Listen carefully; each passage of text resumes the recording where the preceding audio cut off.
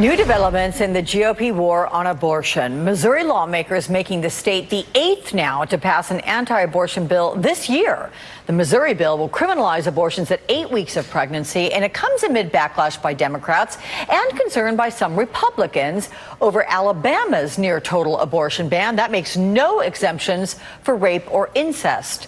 Joining me now, former CEO for the DNC, Jess O'Connell, also the former executive director of Emily's List, and attorney and conservative radio talk show host, Chandelle Summer. So, Chandelle, as I welcome both of you ladies, the Alabama law driven by Republicans, it offers no exemptions at all for rape or incest. Do you think that's potentially damaging for the president in 2020? Absolutely. I think on this issue, Republicans have lost their collective minds. To pass an abortion law that makes no exceptions for rape or incest is heartless and cruel. I think it's a loser for the Republicans, and I hope they reconsider. Jess, what about you? Do you think that this kind of thing will drive the GOP base to the polls or more Democrats? And what about independents? Where do they lie on this, do you think, politically? Well, I couldn't agree more. This is definitely a loser for Republicans.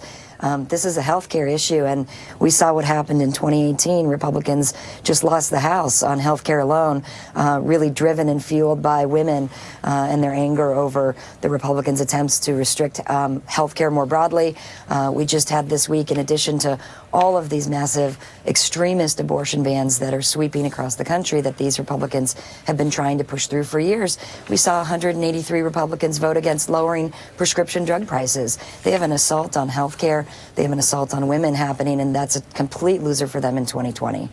What about those Democrats, Chandelle, who really are latching onto this issue for 2020? That includes Elizabeth Warren, Kirsten Gillibrand, Cory Booker, all of them vowing to give abortion federal protections if they are elected. How do you see this influencing and shaping the 2020 race? Well, I think that the 2020 race was looking pretty good for Republicans based on the fact that the economy is strong and Donald Trump seems to have settled into the presidency. But this issue has the potential to blow it up for the Republicans. I mean, first of all, they were winning this war, if you want to call it that, on abortion, in that abortion rates were down.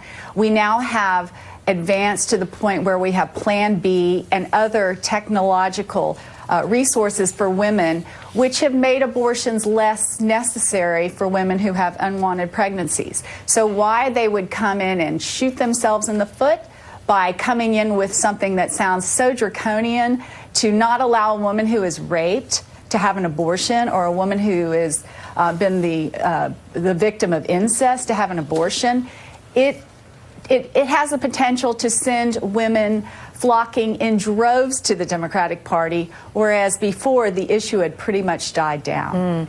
Do you think I think that this Go ahead. I think they're trying to exploit the fact that they have now Justice Kavanaugh in the Supreme Court. Well, I don't believe that Justice Kavanaugh or Justice Roberts or even these purportedly Republican Supreme Court justices are going to come in and overturn Roe v. Wade. So it's all for naught, and it's probably going to cost them the election. Ultimately, though, Jess, do you think Democrats should be kind of worried about pushing this line too hard? Might it give some Republicans who are somewhat less enthused about the president something to then rally behind? No, look, I think this is a losing legal battle. I agree with that, and I also think it's a losing political battle. And you've got some leadership. I mean, I think all, if not, or most, if not, all of the Democratic presidential contenders have come out strongly condemning these abortion bans. But you're seeing real leadership from the folks that you mentioned, Senator Gillibrand, Senator Warren, Senator Booker, pushing for this federal legislation because health care, it shouldn't be predicated on which zip code you live in. And right now, that's how Republicans are legislating. And that is hurting women and families. And that is going to drive people to the polls to support Democrats. And that includes independents that you mentioned. Jess O'Connell and Chandelle Summer, I'm afraid that's all we have time for right now, but we can certainly continue this conversation. I'm sure we will. Thank you, ladies. Thanks, Alex. Ahead on up, Thank you. the